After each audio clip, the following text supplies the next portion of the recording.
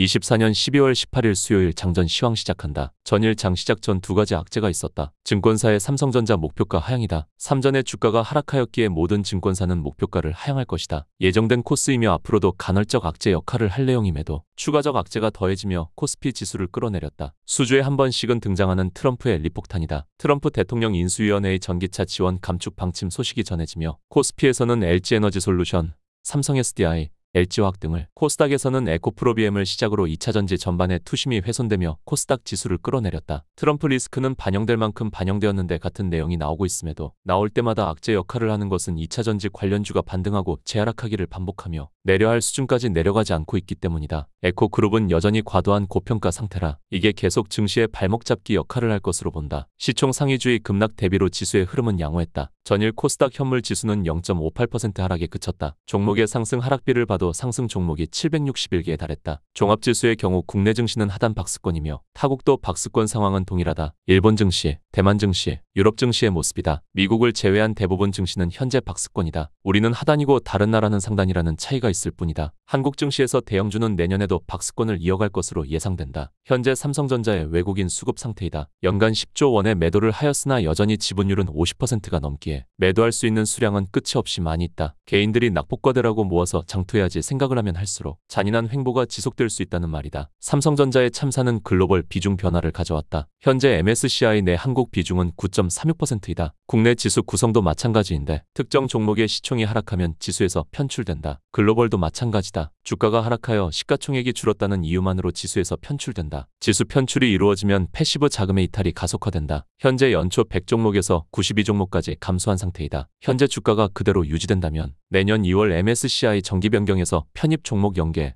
편출은 9개로 예상되기에 외국인 매도세는 계속 유지될 수 있는 이유이다. 지금과 상황은 다르지만 심리가 비슷했던 적이 10년 전에도 있다. 지금 유행하는 말은 국장 탈출은 지능순이고 10년 전에는 지옥의 박스피였다. 주가가 5년 내내 박스권을 벗어나지 못하고 있었고 국내 증시 투자자들이 지쳐서 국장을 비관하는 의미로 사용했던 개념이다. 당시 코스피의 모습이다. 코스피의 박스권은 2015년에도 유지되었지만 코스닥만 돌파가 나온다. 현재도 가능하다. 신정부 기대감은 코스피와 같은 무거운 섹터를 들어 올릴 힘은 없지만 코스닥은 가능하다. 대전제는 센티멘탈의 회복이다. 전일 국내 증시는 오후장에 반등 가능한 선물 포지션이 형성되었음에도 선물은 종저가 마감을 하였는데 탄핵 불확실성이다. 탄핵이 되지 않거나 장기화되면 국장은 그야말로 좀비 장세가 될 것이다. 6인 체제하에서 결정을 내리면 탄핵은 되지 않을 것이라 3명의 재판관을 추가로 임명해야 하는데 국힘의 원내대표는 반대하고 있다. 반대하는 논리가 잘못되었다는 것은 블로그 게시글로 설명해 놓았다. 결국 임명은 될 것이다. 그러나 장기화 가능성이 증시에는 불편한 내용이 되는 것이다. 예상했던 탄핵 랠리가 지수 형태로 찾아오지 않는다고 해도 종목의 형태는 나올 것이며 코스닥 지수까지 동반될지는 바이오가 정하게 될 것이다. 금투세는 폐지되었지만 대주주 양도세는 남아있으며 코스닥에서 대주주 양도세 타겟은 바이오 종목에 집중되어 있다. 12월 26일은 배당 기준일이고 이날이 대주주 양도세 매도자의 마지막 매도 날이다. 세금 때문에 매도한 사람은 27일부터 다시 사는 경우가 많은데 보통 자기가 판 바이오를 회수할 확률이 높다. 이렇게 되면 코스닥 지수는 연초 바이오 위주의 상승 구간이 찾아올 가능성이 크니 아니라고 확정되기 전까지는 이와 관련한 매수 포지션을 준비하면 될 것이다. 배당을 받고 싶은 사람은 12월 26일 하루만 보유해도 된다. 배당은 받지만 12월 27일은 배당락이다. 배당락은 두 가지 형태가 있다. 주식 배당이 있고 현금 배당이 있다. 주식 배당을 받게 되면 주가가 배당받을 주식수 증가에 맞추어 인위적으로 조정이 되어 보합으로 시작해도 나의 평가 손실은 배당 부분만큼 차감된다. 현금 배당의 경우 인위적 조절은 없지만 투자자들의 매도로 인해 개파락을 시작하기에 거의 맞추어진다. 따라서 하루 시각으로 배당주 도전을 하면 배당은 받고 평가 손실을 당해서 본전도 안 되는 경우도 많다. 30일은 증시의 폐장일이다. 화요일,